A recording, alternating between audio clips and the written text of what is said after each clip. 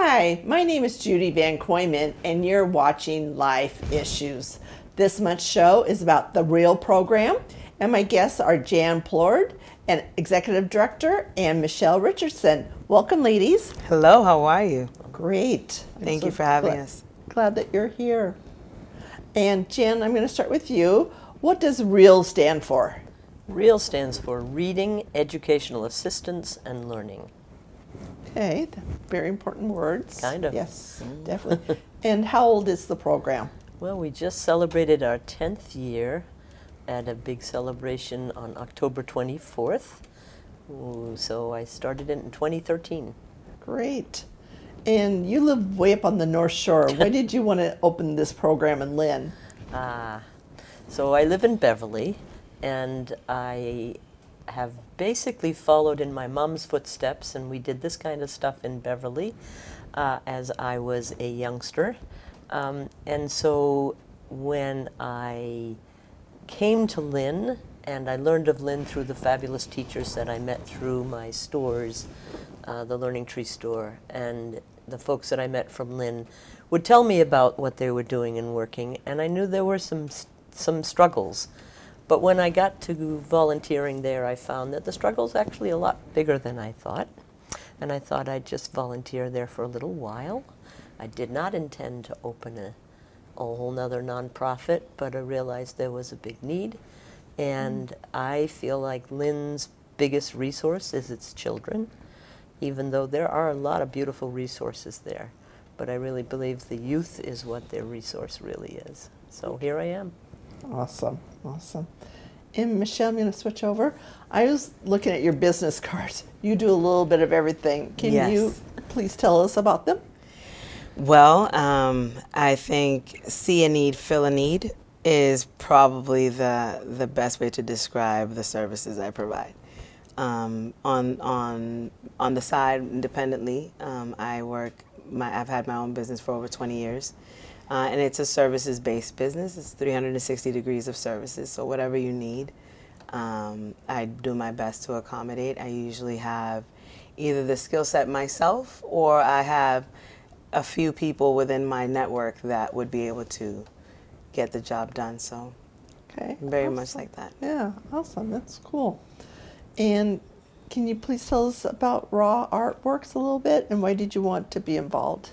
So I am currently the community engagement manager at Raw Artworks. My relationship with Raw is a lot longer than my employee there. I started January of this year, but when Raw first came into my life, my son, who is as old as the Real program, was in my belly. And my two older sons were actually children that went to Raw as part of their program. So that was my first introduction through Raw. And then I do a lot of work in the community. I'm a poet. I do spoken word. I had an open mic, a radio show. So through my creative work, I kind of stayed in the loop with Raw. And a few years after that, they received a grant. One of the TAP groups that we have at Raw, it stands for Talent and Purpose, called WAMX. This group, WAMX, was tasked with finding influential women in the community, and they ended up making a mural of me.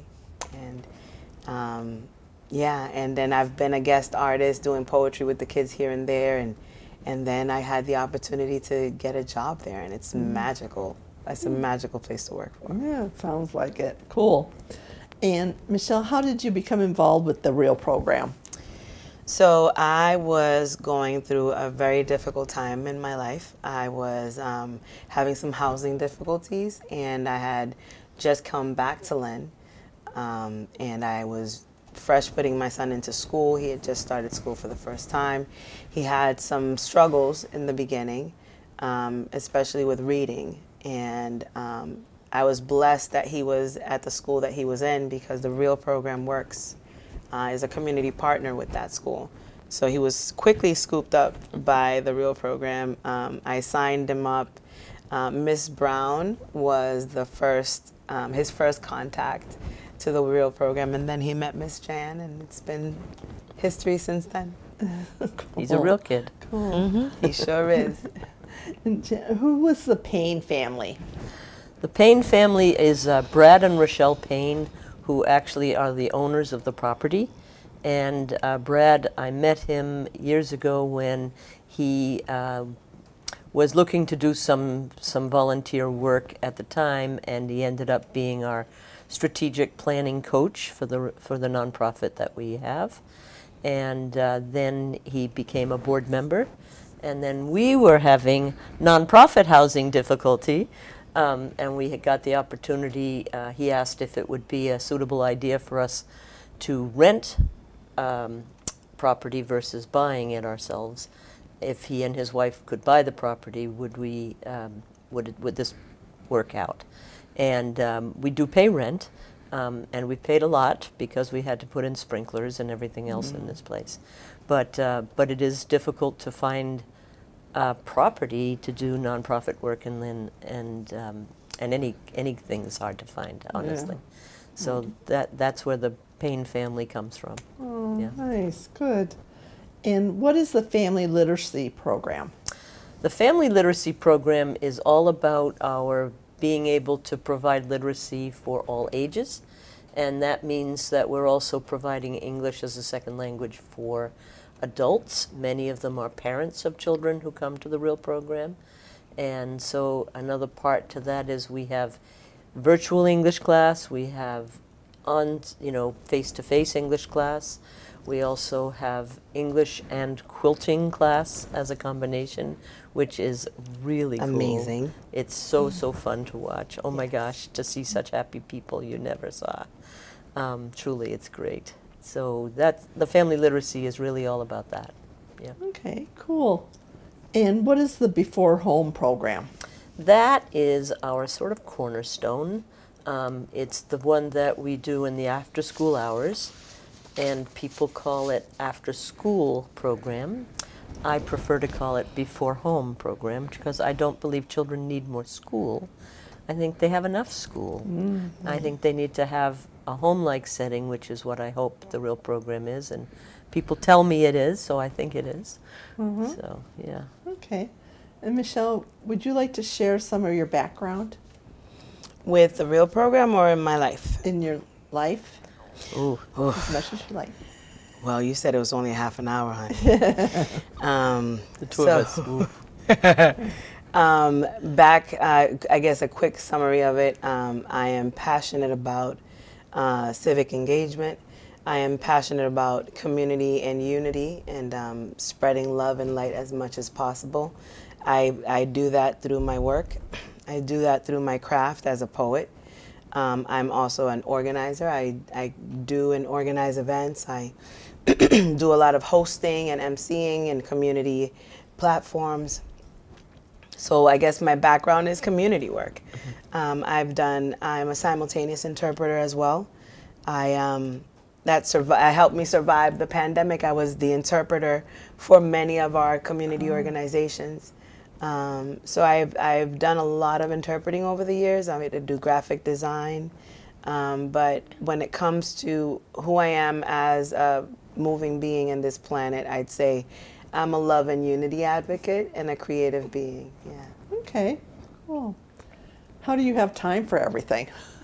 I mean, where there's a will, there's a way. Okay.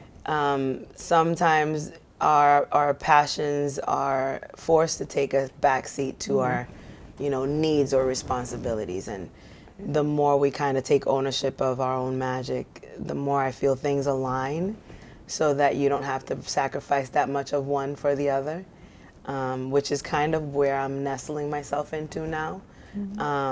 And after a while, when you really start walking your path, everything really is connected.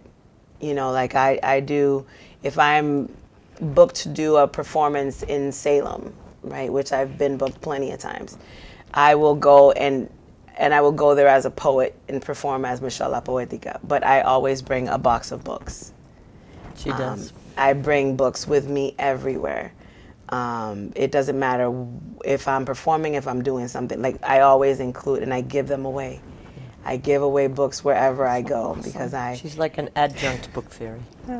Cool. it's just you realize once you start walking in your path that everything is connected. There's everywhere I go, I could give books away. Everywhere I go, I talk about the Real program. Right. I have it on I carry the medallion on my necklace. So it's like I believe in it. And in this day and age, it's hard to find something to believe in that won't let you down eventually. And the Real program has never let me down. And I don't foresee that ever happening. Great, great. And Jen, can you please tell us about the little libraries? Sure. So the little libraries are, I hope, the answer to a community that needs literacy, and the concept of getting children access to free books and free quality books and books that depict people like themselves. I think it's just as important as we can do. And I don't think there's anything I would be doing differently if I had like a magic wand. I would be just putting more of them out there. To date, we have put 68 of them into the community, and our goal is to get 250 into the community of Lynn to help Lynn become known as the city of readers. What I can tell you is people say children don't like books, and I say, what are you? I don't know where they're getting this information, because children, if we offer children books, they are so excited. And so honestly, I can't fill them enough. We have gathered and distributed over 300,000 books in the 10 years I've been doing this. Cool. And that's just donations. And that's not me asking necessarily, it just comes. They just come in boxes. They come in boxes. Get dropped off on the porch. Yes, they do. Yes, they do. But people are generous, spirit generally. I think that we have to remember that people are basically good and want to help. They just don't know necessarily how. Right. Okay, and then will you please tell us some success stories? Oh, I think Michelle's one of my success stories. Absolutely. Yeah, absolutely. Absolutely. The partnerships we make with all the families that we work with, those are our success stories. We have folks that have been attending as children, now working as interns, then becoming board members. I mean, we've got Raisa Ferreras, who started as one of my students, because I also teach at North Shore Community College. I teach early childhood education classes, so I run the full continuum. So, yeah. So I think the success story is that we have folks like that. Brian Strothman is now a young teacher at Landmark School. He in last year graduated from Tufts University, but as a teenager he was an intern with us over the summers, and he has now joined our board of directors as well.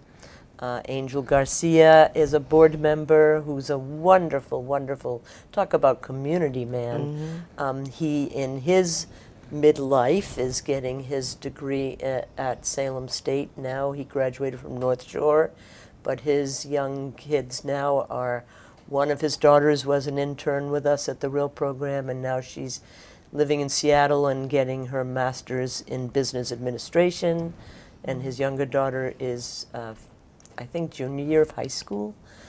So we have those kinds of success stories.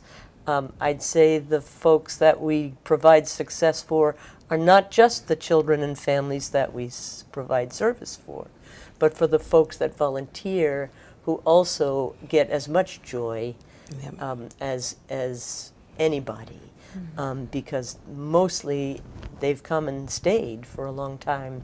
And Michelle's entry point to the Real program is my sister, Mrs. Brown, who was a Beverly Public School teacher for 40 years, has now been doing this with me for 10 years, so she's been 50 years at it. And, you know, as a sister, you're always like, I don't know about this, but her ability to work with children is magic, and it's so much fun to watch. Cool, great.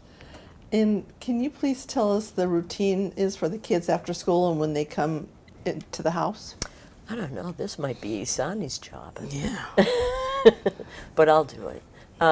The first thing we do is the children come in, we have basically laundry baskets that I call our portable cubbies that each child goes and puts their backpack and jacket in. It's just basically a private space that's theirs.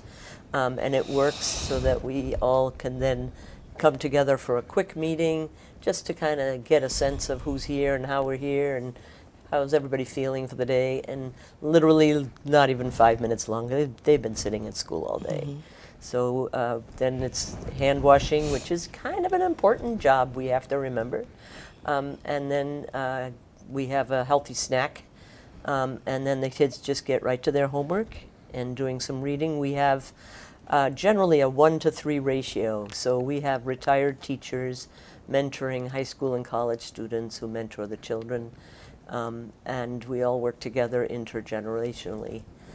So that by 3:15, at the latest 3:30, we're in play mode. And if we're outside, which we try to do, we have a great space in the yard that's created as an outdoor classroom, which means that we have space that's suitable for all ages, not just for 3 to 5, not for 5 to 8. You know, it's really a full range. So we have a stage, we have A fairy garden. a fairy garden, a construction sandbox. garden. That's right. And our big deal is Foursquare. We're pretty good at Foursquare. Absolutely. Yeah. Okay. Pretty good at it. It's like an Olympic sport. It is. It really is. Yeah. And Michelle, what are different ways people can volunteer with the REAL program? I mean, there are so many ways. So I guess the most important way that you can volunteer at this point is donating books, is calling us up or signing up on the website to have a little free library brought to your home or place of business or place of work. We come, we set it up, we keep it stocked with books. Your only task is to call us when it's empty. If you want to volunteer, there are plenty of build events that we do throughout the year, weather permitting, where we bring people from the community, elected officials come, community leaders come, parents, kids, alums, and we build little free libraries together. And we paint them, and it's a whole process, and it's beautiful to watch. So, like, again, see a need, fill a need. Our needs at the REAL program shift here and there by season, by time of year, by things that are happening in the world. So as the needs arise, Ms. Jan is very good with vocalizing, you know, strategically what we need at points of need. And then there's people that are always watching, that care, that notice, and they just give. Nice. And Michelle, if anyone has any questions about anything that you've talked about, can you please give us your contact info? Absolutely. You can follow me on social media. I have an Instagram page, and it's Michelle, Michelle, La Poetica, LAPOETICA. And there on my Instagram bio, you'll see a Linktree link that will take you to some of the work that I've done, some videos, and posts and things like that.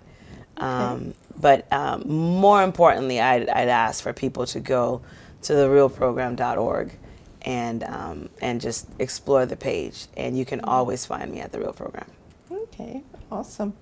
And Jan, there's a picture on your website of a mantle library bookshelf. Can you please tell us more about that? Sure. We are luckily located in this big, old, beautiful place that was built in 1859. And this house has a history, and we're just a little part of that history. So that mantle is original to the house, and that was what you walk into. And you come in there and you immediately feel like, wow, this is a different place than any place I've ever been. And it is, and that architectural beauty that is a remnant from other people's lives that we're just really lucky to use. So we were incredibly fortunate to have a wonderful volunteer, Norman Stoller, who came and helped a lot of ways, but one of the things that he did was he retrofitted the bookshelf into the fireplace hearth. Oh, cool. Because I asked him, I said, can we make a bookshelf in there so that we don't have to change any of this? Let's utilize that. And he did, and it was beautiful, and we have it in both of our fireplaces because we have 2 of those. Nice. Yeah. Nice. All right. And you mentioned earlier that you just celebrated the 10th anniversary of the Real program. What did you do to celebrate? Oh my goodness, what didn't we do to celebrate? It felt like that. Well, we have beautiful weather. We arranged for the beautiful weather. Yeah, I did a lot of dancing the day before. We did a lot of dancing, that's right. Absolutely. Exactly. We had really wonderful honoring from the mayor. Jared Nicholson was there. A lot of elected officials came. Brendan Crichton. Brendan Crichton came and spoke. We got citations from them. Yep. It's pretty exciting, and mostly to be recognized as our role in the community of Lynn. And I think it really is cementing us as part of the fabric of the community, which we are really, really proud to be. Cool. Well, I had the honor of attending the morning or the morning and afternoon part of the celebration, so it was cool. Thank you. Very, very. And I'm that glad you house could is come. Cool. Yeah. I'm glad I was able to. Does the Real program do any type of fundraisers? Well, that was one of them. We are having a Giving Tuesday campaign coming up soon, and we will be having our first real golf tournament on May 20th at the Kernwood Country Club. So anybody who is a golfer, we will be finding our way out that. I might even try a hand at that. It's going to be a comedy show. It sure is. Yeah. I'm going to be on the mic, and it's going to be interesting. It's going to be very interesting. Yeah. All right. So now we're going to ask somebody to come in to join us. You have a real kid here? So, do you want to give our audience your name? My name is Isani Medina. Okay. And your mom is actually sitting to your right, right? Yeah. Yeah. And you know the other lady over there too, right? Mm-hmm. Yeah. Did she have a special place for the kids to read and do? Yeah. Yeah. And you attend that, right? Yeah. Yeah. What do you like best about it? We get extra time to do our homework, and we get like food and. Okay, and you get to hang out with your friends a little Yeah. bit. Yeah. So It's a break from school and all the other subjects. yeah, before you have to go home. Mhm. Yeah. Yeah, cool. So you're glad that Lynn has this program for the kids, the Real program? Really glad. Yeah, cool. And everyone, I bet all the other kids think like that too, that they're glad to have that. Yeah. So what's your most favorite thing to do at the program? I get to like play with my friends. I get extra time to do my homework. That's good. Very important, right? And you get extra help with your homework too. Mm-hmm. Homework comes first. Yeah. Well, thank you for coming in to be on the show with your mom and Miss Jan. No problem. I'm sorry, but that's all the time that we have.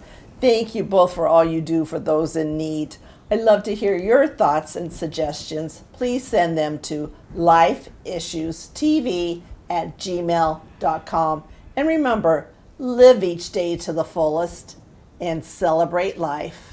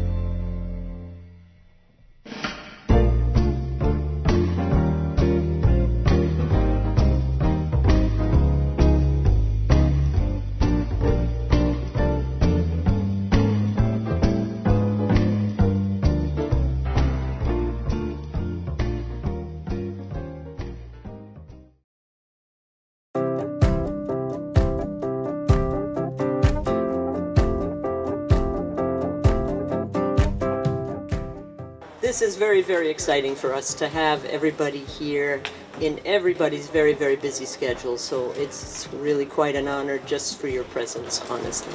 And what they do here is wonderful. They get together with the children who will be the future of our community. What a wonderful occasion. 10 years. A lot happens in 10 years, and you can walk into this building and see all that has come into being as a result of what I think is a really visionary commitment on behalf of Jan and the team that she has built. But to find folks that share the values and are also willing to work with you for it. And I'm always struck by the real team's ability to pull those folks together who are actually ready to roll up their sleeves and put in the kind of long-term commitment that you need to be able to do to have a moment like this to celebrate 10 years. The Massachusetts Senate and House hereby extends its congratulations to the RAIL program in recognition of your 10-year anniversary and the countless lives you continue to impact through an unwavering commitment to improving literacy. Because the RAIL program is a jewel, a star that shines in Lynn, and it helps all the kids here, especially from the Brickett School, to get a little extra love, a little extra support. I do want you to remember working with children and giving them love and have the patience to do what you do that will make a difference. It's an organization that cares not just about your child, it cares about your child's mind, it cares about your child's wisdom, which is two totally different things. It cares about their spirit, and that matters. Because sometimes in the learning process we have hiccups, we have potholes, we have roadblocks, but with love and genuine care, you could overcome all of it. And the RAIL program is a true testament of that. Cheers! Toast to 10 more years or 10 more decades.